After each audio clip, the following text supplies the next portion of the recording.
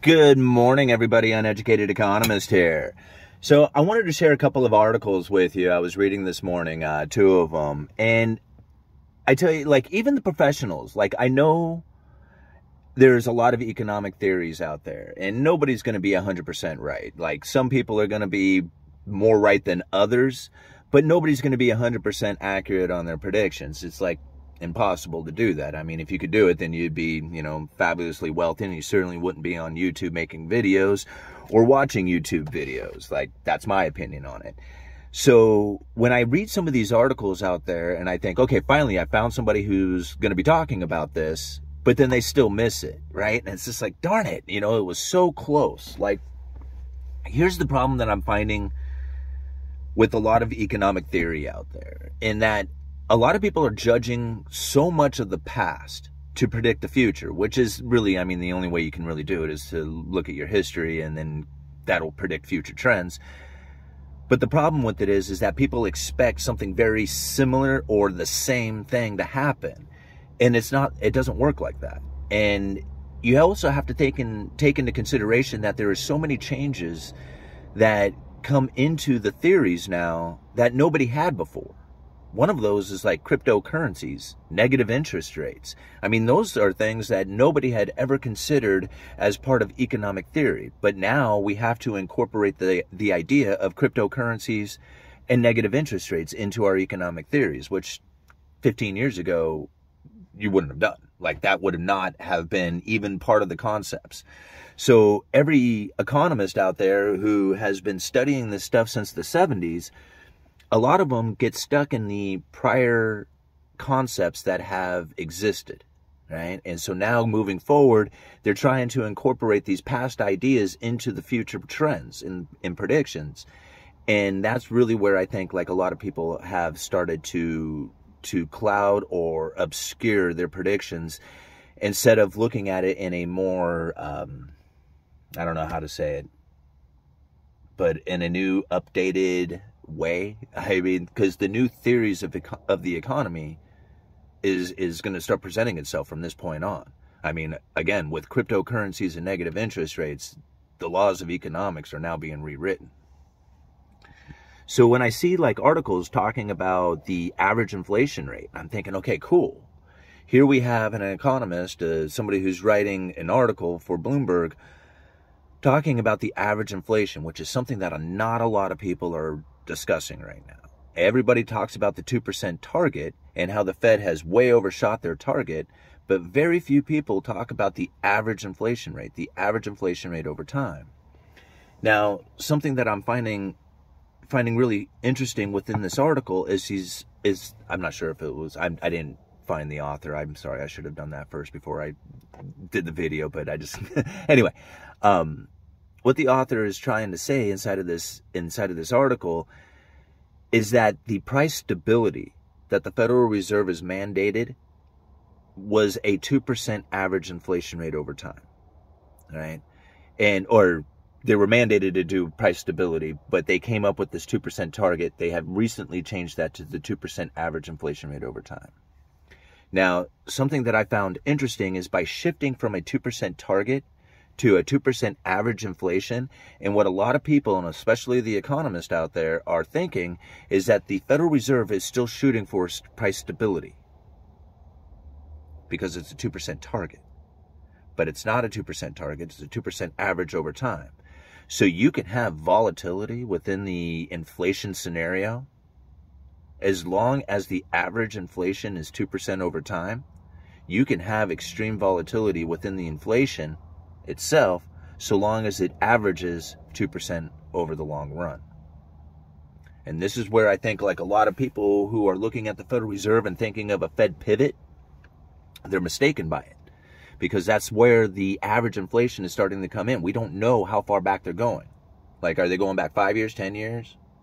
When is it that the average inflation target has been achieved? I don't find a graph that says this is where the average inflation rate is currently. I don't know where it is that the Federal Reserve is explaining how they come up with this average inflation over time. Like, I found the article talking about it, and as far as I know, there's no real place to go to and says, here's where your average inflation rate is currently right now, right? They talk about where inflation is, but not where the average inflation that the Federal Reserve is shooting for as far as their target goes. So that makes it arbitrary to me. Like whenever the Federal Reserve decides that it's now the average inflation rate achievement has taken place, you know. So again, the Fed isn't going to pivot. They're not going to pivot anytime soon. They're going for an average. We don't know what it is. We know that they failed to achieve their 2% target over time for the last 10, 15 years. So, except for just a handful of times, just a few, few brief moments did they actually get over that 2%, but for the most part, they were under it. So it's going to take a lot to get the average inflation up to that 2% target, whatever that is, because it's not actually a set target, it's an overtime target. And it's very confusing. And so this is where a lot of economists are just so confused about what the Federal Reserve is going to do, whether or not they're going to pivot, if they've gone too far, if they're destroying the economy, they missed their targets, all this stuff, because really the Federal Reserve hasn't given us a clear view of what it is that they're trying to attempt to do, other than say, we're going for a 2% target over time. Average inflation. All right, so that's one article I want to leave for you guys. The other one is talking about supply chain. And now, this is one that just really gets me, because people are just so blown away right now. They're like, oh my gosh, the trucking industry is going into shambles. There's all this inventory pile up. All these crazy things have happened that nobody was anticipating. Like, this is something that I said was going to happen a long time ago. And I don't mean to be like I told you so kind of thing, but it's really just kind of blows me away that here the CEO of this major trucking company is saying, like, we certainly weren't expecting such a dramatic drop in the markets, like nobody was expecting this. And I'm thinking, were you not watching The Uneducated Economist? I mean, he's been talking about the bullwhip effect since, lumber started to move up to its all-time highs. 2 years now I've been talking about the bullwhip effect, and it wasn't me who came up with it. I was talking about the things that I was experiencing within the lumber industry, and it was the commenter. It was somebody in the comments section who says, you're describing the bullwhip effect. When I went and said, well, yeah, I remember the bullwhip effect, I went back and read about it a little bit more, and I'm like, this is exactly what's happening right now. And so as I started looking deeper into the supply chain, because a lot of you, for those of you who don't know, I work in the lumber industry. I do retail sales for a living. Now, I've been in close communication with vendors and wholesalers, mills, loggers. Like, there is no part of the lumber industry that I did not have, like, a direct access to as far as information and people who are, like, in the industry itself. So I was able to really see pretty much the entire lumber picture that a lot of people couldn't see, not in the view that I had. They didn't have the contacts that I had. They didn't even have the macroeconomic understanding to try and put all these pieces together. And I'm not trying to brag it up. I just happened to be in a really unique position to see it. So when lumber was running up to $1,700 per thousand, and everybody was just like pointing at the lumber prices and pointing at the Fed saying, look, hyperinflation, the Fed is doing it, money printer go burr, prices go up, look right there. I was one of the few people out there who was screaming, no, that is BS. The lumber prices will come back down to a normal. And that's exactly what ended up happening. So still, even like, the CEOs of these major trucking companies, they still don't get it. They don't get it. What was happening. It was the severing of the supply chain. It was a stimulus package that went out. It was the overwhelming consumer demand that was completely fraudulent, false, right? It was a fake consumer demand because all of a sudden the supply wasn't coming through and people started panic buying, overbuying, paying too much, allocations, everything that was like could possibly cause the prices to go up because of a supply chain breakdown took place. And now we're finding that the inventory levels are starting to pick up. Ships outside of LA, no more. Hundreds of them? No. There was like 0 the other day from what I understand. This is like a complete shift from what we were experiencing just a few years ago, not even a year ago. So that's where I'm kind of getting at as far as the supply chain breakdown, is that this is really where the inflation has come in that is going to be temporary. Because at some point, all that stuff is going to start freeing up. Now, the problem with it is that we don't have the manufacturing taking place like we once did. And that's really where I've been trying to, like, get people to focus in on where the next major problem is going to come from. Because think about what's going on in China right now. We got these major protests over this COVID lockdown BS that has taken place over there that we all know shouldn't, like the rest of the world has given up on COVID. But yet China is still in major lockdown. Like, you know, it has some kind of other motive to it, right? You know, and we can see it. We can see it plain as day that if you take the Cantillon effect into consideration, that if they slow their manufacturing down, then there would be less new money coming into the system, and the people would not be diving into luxuries. They would not be having the bubble economy that is going to eventually blow up. It's blowing up now, right?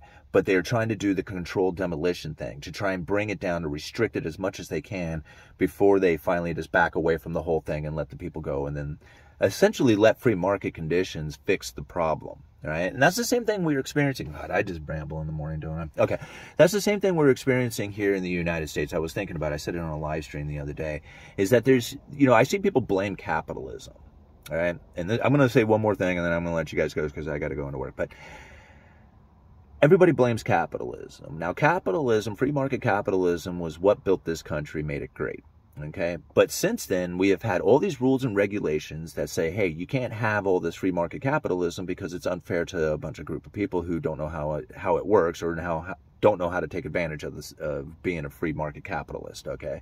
So we need to manipulate the situation in order to give those people some sort of, like, fighting chance, since they're just not going to do it, right? They're not going to do the free market thing.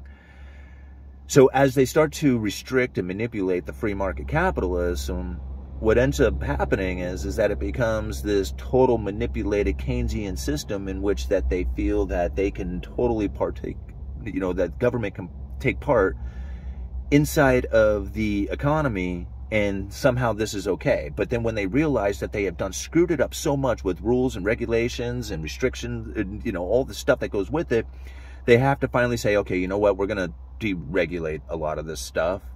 And deregulating somehow fixes the problem. Like, for example, later this week, I'm going to have a video coming out with that I did an interview with Lumberjack Landlord. And when he talks about some of the problems that he has as far as bringing auxiliary dwellings, anyway, like an additional, like, cottage in the back property or whatever, so that you can rent it out. Like, they're trying to find additional homes, and so they put on these little smaller dwellings on the property. He was talking about the permitting and regulations that go into getting these little houses onto these properties.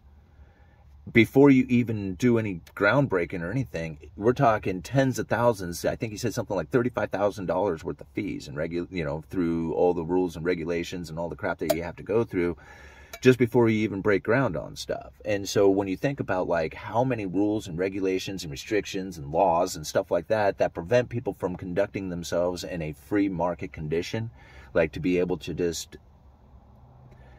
really be able to provide the cheapest, most efficient, best products and services at the most efficient, cleanest, easiest prices, that's free market capitalism at work, right? And that's how you end up fixing a lot of the problems that have existed from the manipulation of government and all these, like, restrictions that end up coming down to try and make things fair for people. It's not fair, right? There's no fair way of going about it. The fair way of going about it is to let free market capitalism do its thing, and for people to understand how it is that they can partake inside of the free market capitalistic system without feeling like old butthurt because they don't understand how it works. Okay. Man, what a weird morning. All right. I hope you guys enjoyed that one. Uneducated Economist. You guys let me know. And be sure and check out the interview I did with Keta from Madison Lumber's report. Madison's Lumber Report. Boy, I'm having a hard time talking. Great interview talking about the lumber industry right now and some of the conditions that we should be expecting going into the future. So that was a wonderful interview. I also have a few more interviews coming up, including an excellent conversation that I had with Lumberjack Landlord Matthew. That one will be coming up later on in the week, like I'm thinking Friday or so. But anyway, those are things that I think you should look forward to here on the channel, and look for the descriptions down, or look for the links down in the description. All right, Uneducated Economist. Drank way too much coffee this morning. You guys let me know.